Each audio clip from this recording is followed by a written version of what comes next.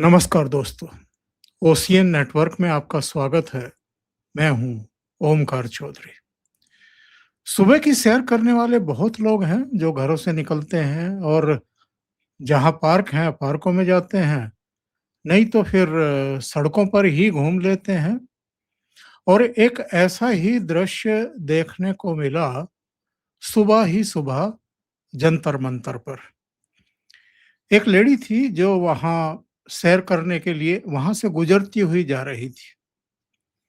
और चूँकि सुबह ही सुबह वहाँ पर जो यूट्यूबर हैं, वो भी पहुँच जाते हैं। जो मेन स्ट्रीम का मीडिया माना जाता है, वो तो इस पूरे तमाशे को कवर ही नहीं कर रहा है, क्योंकि शुरू के 1-2 दिन में ही उनको गोदी मीडिया कह कर के उन पर हमले शुरू हो गए थे।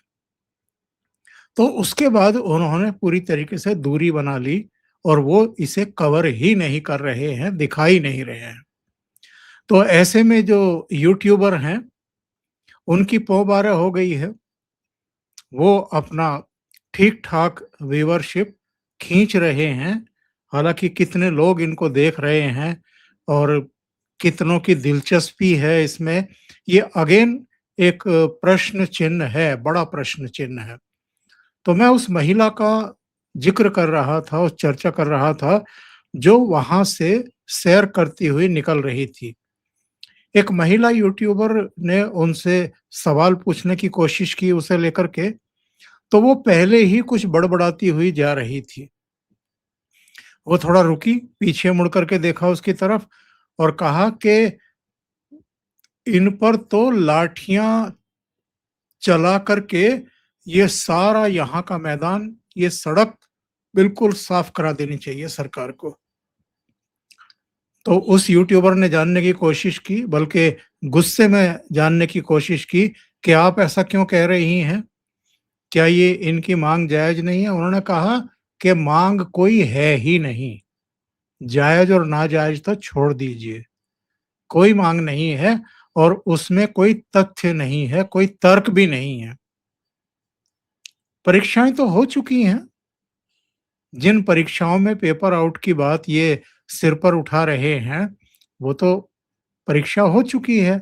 और ऐसा भी नहीं है कि जब से नरेंद्र मोदी की सरकार केंद्र में आई है, तब से ही अलग-अलग परीक्षाओं के पेपर आउट हुए हों।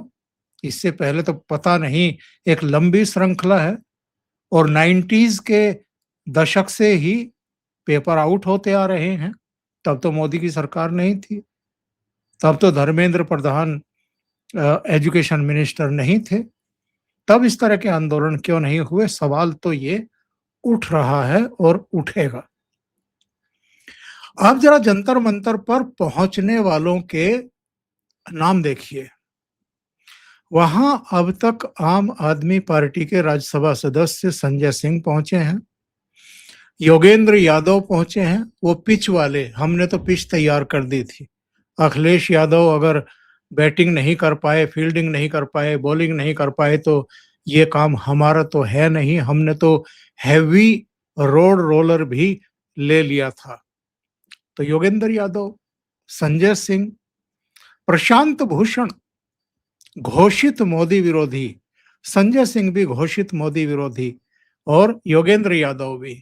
सागरिका घोष जो टीएमसी की राज्यसभा सदस्य हैं और राजदीप सरदेसाई की धर्मपत्नी हैं, वो भी पहुंची। महुआ मोइत्रा, संसद के बाहर भी और संसद के भीतर भी मोदी जी को कोसने का कोई मौका नहीं छोड़ती। वृंदा करात, अगेन एक ऐसा चेहरा, वामपंथन, प्रकाश कारात की बीवी और प्रणय रॉय की साली साहब, एनडीटीवी वाले। एनडीटीवी खैर अब उनके पास नहीं है, वो बिक गया था। और सोनम वांगचुक तो अनशन पर बैठे ही हैं। और ये जो बोस्टन यूनिवर्सिटी से सीधे दिल्ली में लैंड किए हैं, अभिजीत दीप के और इनके कुछ संगी साथी, ये तो वहां परमानेंट हैं ही। और कुछ और चेहरे आते जाते रहते हैं। तो कुल मिलाकर के आप इन चेहरों से अंदाजा लगाइए कि ये कौन लोग हैं और कैसे लोग हैं और किसके लिए बैटिंग कर रहे होंगे और किनके द्वारा यहाँ बैठाए गए होंगे। वो 13 महीने का आंदोलन याद कर लीजिए, जो नवंबर 2020 में शुरू कराया गया और दिसंबर 2021 तक चला। 3 कृषि कानूनों को वापस लेने की मांग करते हुए वो आंदोलन शुरू करवाया गया था और 13 महीने तक उसकी फंडिंग की गई, देश से, विदेश से। अभी आएँगे ज़रा उस पॉइंट पर भी कि ये आउटसोर्स क्यों किए जा रहे हैं इस तरह के धरने प्रदर्शन। क्योंकि इन पॉलिटिकल पार्टियों की विश्वसनीयता खत्म हो चुकी है। लोग अब इनके सारे चौंचले समझ चुके हैं और इनके आह्वान पर लोग इकट्ठा होने को भी तैयार नहीं हैं। इनको जब कोई बड़ा प्रदर्शन करना होता है, सभा करनी पड़ती है, रोड शो करना होता है, तो ये किराए पर भीड़ जुटवाते हैं। किराए पर भीड़ जुटवाते हैं उन ठेकेदारों के ज़रिए जो इसी काम को करते हैं अलग-अलग पॉलिटिकल पार्टियों के लिए। शंभू बॉर्डर पर भी आपको याद होगा लोकसभा चुनाव से कुछ महीने पहले, करीब-करीब 1 सवा साल पहले वहाँ पर प्रदर्शन शुरू करवाया गया था और वहाँ एक वो हरी पगड़ी वाले जो बुजुर्ग सरदार जी थे, उनका एक आपको डायलॉग याद होगा। उन्होंने कहा था कि मंदिर के चलते मोदी की लोकप्रियता बहुत ऊपर चली गई है। टाइम माड़ा है यानी थोड़ा है लोकसभा चुनाव में और उनकी लोकप्रियता को नीचे लाना है। तो वो लोग लगातार दिल्ली आने की कोशिश कर रहे थे तब की मनोहर लाल खट्टर सरकार ने पुलिस के ज़रिए, प्रशासन के ज़रिए उनको शंभू बॉर्डर पर ही रोक दिया था और उन्होंने वहीं डेरे तंबू डाल लिए और 1 साल से भी ज़्यादा समय तक वहाँ वो लोग जमे रहे और नारेबाज़ी करते रहे, भाषणबाज़ी चलती रही उनकी। तो ये सब हो क्यों रहा है? मैं 2-3 चीज़ें इसमें और आपको बता देता हूँ। देखिए, अभी अगर हाल से शुरू करें, अभिषेक बनर्जी पर सोनारपुर में अंडे और टमाटर की बारिश हुई थी। इसके अलावा महुआ मोइत्रा जब कालीगंज स्थित टीएमसी के कार्यालय पहुंची, तो तीसरी मंजिल पर थी, तो विंडो में टमाटर, अंडे, इसके अलावा बैंगन और तमाम दूसरी चीज़ें जो है वो उनके ऊपर फेंकी गई। और इनके अलावा कुणाल घोष पर भी अंडे फेंके गए, कल्याण बनर्जी पर भी एक तरीके से उनके शब्दों में कहें तो अटैक हुआ।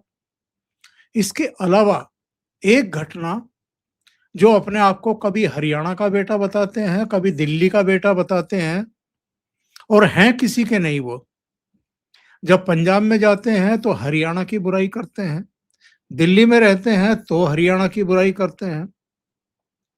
अरविंद केजरीवाल का जन्म ज़रूर हरियाणा में हुआ, लेकिन वो हरियाणा के भी कभी नहीं रहे और दिल्ली के तो खैर वो हैं ही नहीं, लेकिन दिल्ली के मुख्यमंत्री रहे हैं 12-13 साल, तो वो तो कह सकते हैं कि मैं दिल्ली का हूँ और यही उन्होंने कहा भी था जब ईडी और सीबीआई का उनके ऊपर शिकंजा कस गया था और उनकी गिरफ्तारी की नौबत आ गई थी।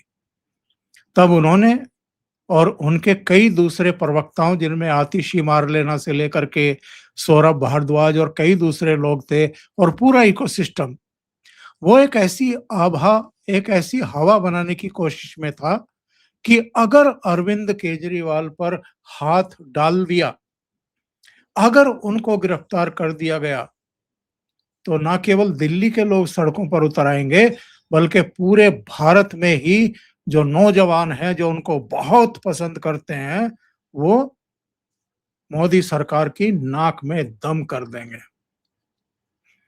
लेकिन जब अरविंद केजरीवाल गिरफ्तार हुए, तो अगले दिन आपको दिल्ली की सड़कों पर या बाज़ारों में कोई किसी तरह की हड़बड़ाहट, किसी तरह का कोई डर का माहौल या उनके प्रति कोई एकजुटता दिखाई दी थी क्या?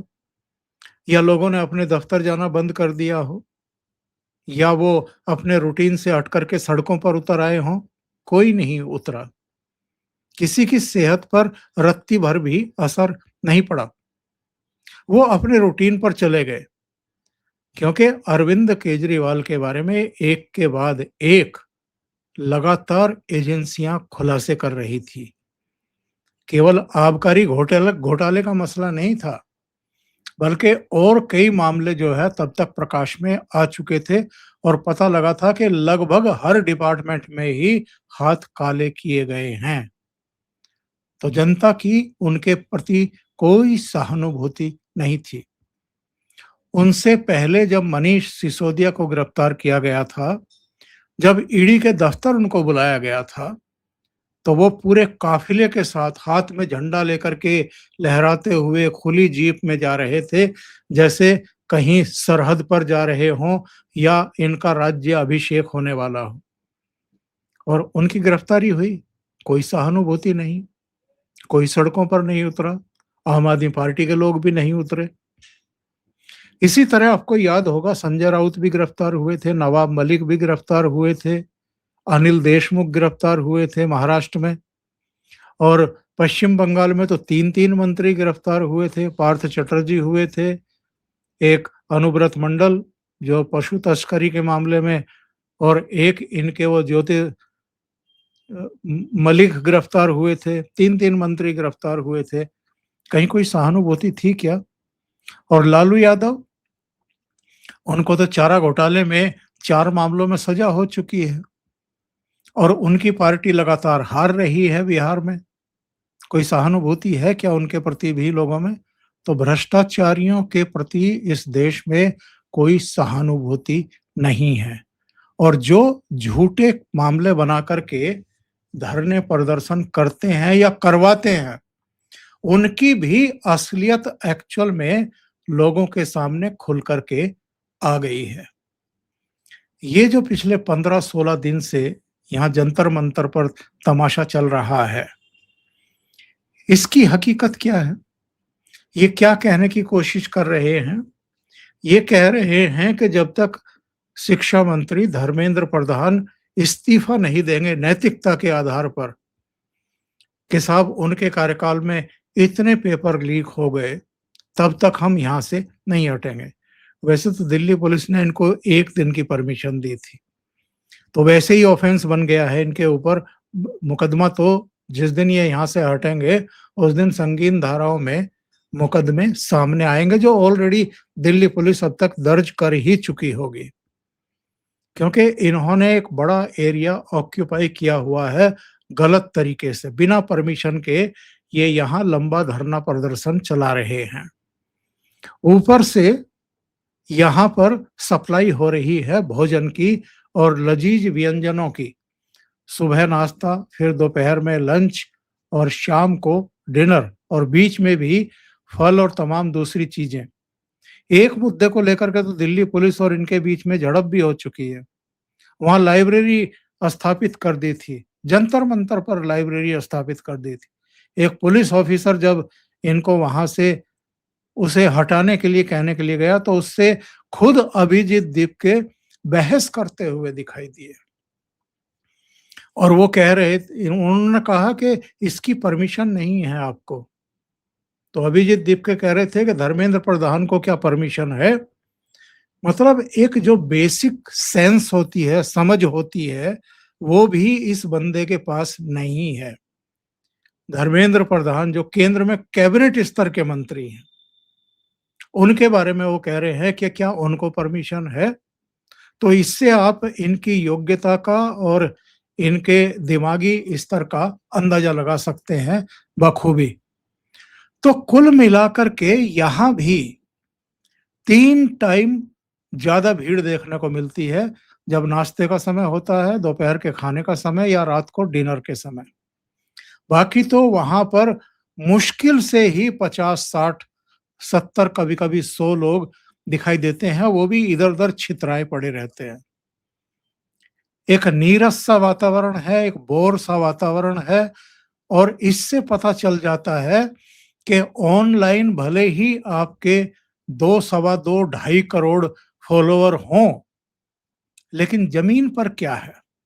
ज़मीन पर कोई आपके साथ खड़ा भी होने को तैयार नहीं है। आपके बार-बार अपील करने पर कोई वहाँ पहुँचने को भी तैयार नहीं है। तो ये जितने प्रपंच कर रहा है विपक्ष और विपक्ष के कुछ नेता, ये अब सारे प्रपंच फुस हो गए हैं। संजय सिंह ने वहाँ भाषण देते हुए कहा कि 20 जुलाई से संसद का मानसून सत्र होने जा रहा है और उस सत्र में हम पार्लियामेंट को नहीं चलने देंगे क्योंकि ये आंदोलन चल रहा है और सरकार यानी प्रधानमंत्री इनकी सुनवाई नहीं कर रहे हैं, शिक्षा मंत्री को उनके पद से हटा नहीं रहे हैं। यानी संजय सिंह और अरविंद केजरीवाल, क्योंकि अरविंद केजरीवाल ने उनको वहाँ भेजा होगा, तो ये चाहते हैं कि ये जो धरना प्रदर्शन चल रहा है, ये कम से कम 20 जुलाई और उसके आगे तक खींचे। अगस्त के पहले पखवाड़े में शायद 10 अगस्त के बाद संसद सत्र खत्म होगा, मानसून सत्र खत्म होगा, तो ये तब तक संसद सत्र को बाधित करने के लिए, उसमें विधायी कार्य रुकवाने के लिए एक बहाना रखना चाहते हैं कि देखिए जंतर-मंतर पर इतने दिनों से धरना प्रदर्शन चल रहा है और सरकार कितनी संवेदनहीन है। तो ये सब नाटक नौटंकी इसलिए भी चलवाई जा रही है। अलग-अलग धरनों को, प्रदर्शनों को जब आप समीक्षात्मक दृष्टि से देखते हैं और योगेंद्र यादव का जो बयान बाद में आया था वो 13 महीने के कथित किसान आंदोलन के बाद कि हमने तो पिच तैयार कर दी थी। अगर अखिलेश यादव ठीक से बैटिंग नहीं कर पाए, फील्डिंग और बॉलिंग नहीं कर पाए तो हम क्या करें? हमने तो हेवी रोड रोलर भी ले लिया था। यानी ये पिच तैयार कर रहे हैं किसी के लिए। अभी के लिए इतना ही। बहुत-बहुत धन्यवाद। अगर आपको ये चैनल और इसके कंटेंट पसंद आ रहे हैं, तो लाइक करें, कमेंट करें, वीडियो को शेयर भी करें। अभी तक अगर आपने ये चैनल सब्सक्राइब नहीं किया है, तो सब्सक्राइब कर लें। साथ में लगे बेल आइकॉन को दबा दें, ताकि आगे आने वाले वीडियो और उनके नोटिफ़िकेशन आप तक पहुँचते रहें। बहुत-बहुत धन्यवाद। नमस्कार।